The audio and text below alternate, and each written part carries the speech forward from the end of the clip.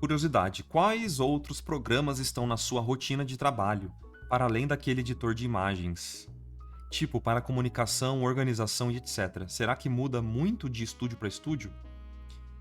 Muda de estúdio para estúdio. Depende muito do que aquele estúdio e qual país que aquele estúdio está situado, pode mudar o serviço que eles têm preferência de usar.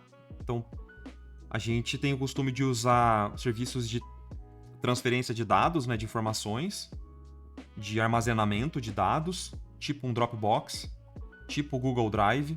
A gente utiliza esses serviços até para poder mandar arquivos para o cliente. A gente faz backups muito frequentes, então é importante, é uma coisa que muitos estúdios têm, é uma conta de Dropbox, por exemplo, ou de Google Drive, muito parruda, muito cara, provavelmente, porque precisa armazenar muitos arquivos. Então isso é uma coisa que está no meu dia a dia. Então a gente não tem só a imagem final, a gente tem todo o processo de evolução de uma imagem. As referências, tudo que a gente precisa compartilhar com clientes e com os artistas internamente, a gente usa esses serviços de armazenamento e de transferência de dados também. Eu já usei o e-transfer em algum momento para um freelancer que trabalhou com a gente me mandar arquivos, mas é principalmente Dropbox e Google Drive. Para comunicação com o cliente, a gente geralmente usa o serviço que o cliente usa. Então, eu já usei pelo menos uns 3 ou 4 serviços diferentes de comunicação. O mais famoso deles é o Slack. Então, muitas empresas utilizam o Slack e pedem para que você fique ali no Slack para poder conversar com os clientes. Então, às vezes, tem uma reunião muito rápida com o cliente que ele quer só conversar rapidinho, 5 minutinhos com você, então ele te liga no próprio Slack. Às vezes, quando há uma reunião muito maior, com várias pessoas participando, a gente não faz uma reunião no Slack, a gente vai fazer uma reunião no Hangouts, que eu já usei bastante o Hangouts para fazer reunião e uso muito, né? E essas reuniões são marcadas no Google Calendar. Então, o ecossistema do Google ali ajuda demais nisso. Então, marca uma reunião com muitas pessoas, no horário tal, aí manda aquele convite para as pessoas e você vê quem pode e quem não pode participar. Então, é muito dinâmico isso. Você consegue ver dentro do próprio e-mail quem vai conseguir participar da reunião. Então, o Google Calendar, o próprio Google Meets ajuda demais no dia a dia para essas reuniões, mas o Slack é mais a comunicação do dia a dia nessas empresas, com o cliente. Sem contar outros serviços que aí não importa tanto, tá? A gente usa muito para organização do time um serviço que chama Trello. Eu já ensinei até lá na área de membros como que você pode se organizar. Na verdade, a gente falou do Trello uma vez, num aulão faz bastante tempo, né? Mas ele serve muito bem para você organizar equipes. Então, saber qual projeto está em andamento, qual projeto foi pausado, qual já foi finalizado, aprovado pelo cliente. Então, o Trello é uma ferramenta fantástica para isso. A gente usa muito no estúdio, Trello. Porque todo mundo tem uma visão muito clara do que está sendo feito. Isso é super importante para uma equipe grande. E é muito importante também para a organização dos producers. Então, os produtores usam várias outras ferramentas de organização que eu não uso, que eu nem vejo eles usarem. Mas fica tudo registrado no Trello. Então, todas as movimentações de cards de um lado para o outro, a gente consegue se atualizar. Se tem imagens postadas, as atualizações de imagens são postadas pelo Trello. E então é legal você começar até a se acostumar com o Trello, porque o Trello é um serviço muito utilizado. E é legal porque a gente usa o Trello quase como uma timeline. Então, por exemplo, quanto mais para a esquerda, mais no início do projeto a gente está.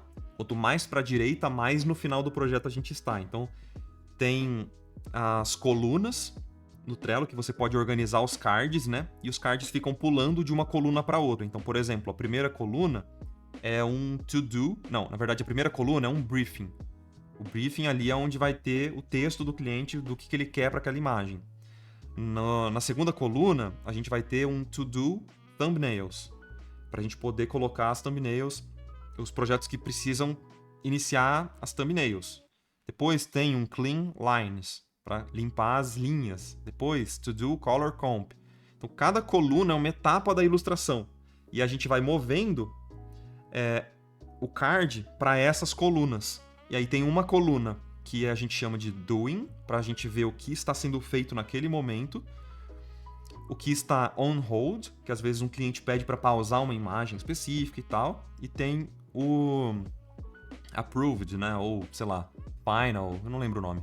Mas é o último que, quando o arquivo é aprovado pelo cliente, ele vai pro finalzinho ali.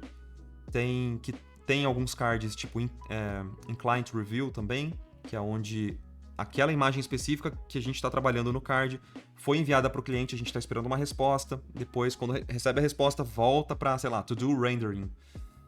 E, enfim, o card fica passeando no Trello. Isso ajuda muito, cara. Fica visual mesmo para você se localizar no Trello. Tem um outro serviço que a gente tem utilizado bastante, que é o Miro. Não sei se vocês conhecem, mas o Miro ele funciona muito bem para você criar painéis semânticos. Então, quando você precisa que várias pessoas interajam num grande painel infinito, tem esse serviço também chamado Miro, que a gente usa bastante, tá? Para juntar referência, para criar aqueles painéis gigantescos com várias áreas diferentes. A gente não usa Notion, mas a gente já usou o Notion, mas o Notion ele serve muito bem dentro de uma equipe grande para servir como se fosse uma Wikipedia, sabe? Ele tem uma wiki que funciona muito bem para você registrar o sistema de um jogo, por exemplo, de coisas mais complexas, eu acho. Ah, e tem o Clockify, né, que eu esqueci de mencionar, mas o Clockify também tem um tutorialzinho na área de membros de como utilizar o Clockify. É um programa que eu gosto muito. Eu uso na própria web, eu uso o Clockify para poder registrar o que eu fiz no dia. Então eu divido o meu cronograma, tipo, tudo que eu fiz naquele dia eu deixo registrado. Então no final de todos os meus dias de trabalho, eu vou lá e eu escrevo o que eu fiz para que eu possa depois fazer um invoice e mandar pro meu cliente. Esse papo é meio chatão, esse é um papo que geralmente a gente tem mais na área de membros, mas espero que vocês tenham se interessado de alguma forma. Espero ter respondido aí, tá? Para emendar, tem a pergunta do Igor Rufino aqui, que é: como é a divisão de trabalho para as pessoas do seu estúdio dentro de um projeto? Quais etapas ficariam para cada pessoa e etc. Igor, na maior parte dos estúdios que eu sei, existem artistas especializados em uma etapa. Isso acontece em muitos estúdios, em muitas equipes, tá? Então, se o cara tem um artista que é bom em linha, ele vai ficar fazendo linha. E esse é o trabalho dele, entendeu? Então, chegou um trabalho, a gente precisa de fazer linha naquele trabalho, vai para aquele artista que faz linha, entendeu? A gente não tem muito disso no estúdio. É claro que a gente sabe quem faz melhor cada tarefa, mas a gente tenta, pelo menos quando eu vou passar trabalho para os artistas, eu fico tentando sempre pensar o que vai extrair, obviamente, o melhor daquele artista. Mas às vezes, na verdade, na minha percepção, não é empurrando o mesmo trabalho sempre para aquela pessoa que ela vai executar uma boa tarefa. O que eu gosto de fazer como lead é alternar tarefas.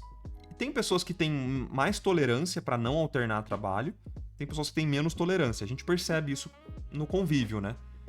Mas tem artistas que, por exemplo, não se importam de ficar no mesmo projeto por meses. A pessoa é de boa aquilo.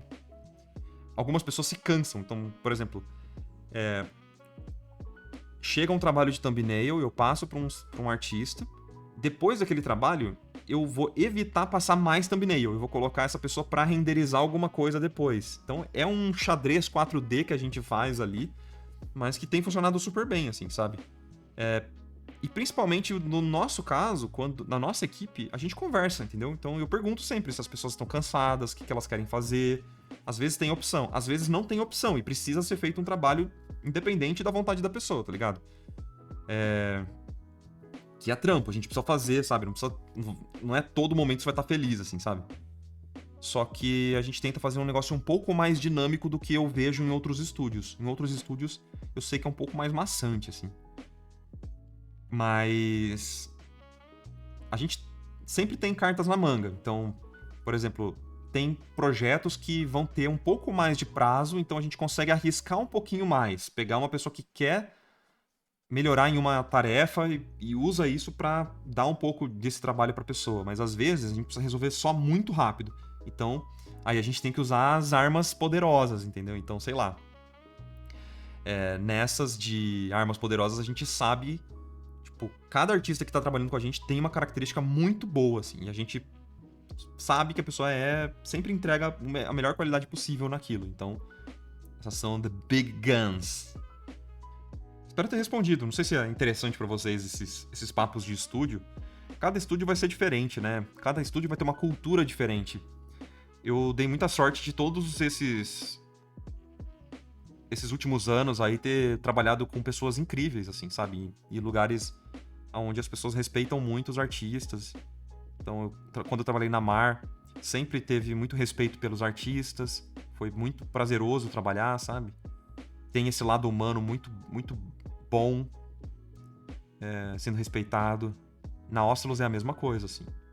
Até por isso que a gente optou por dar continuidade do trabalho que a gente fazia na Mar, na Ocelos, né?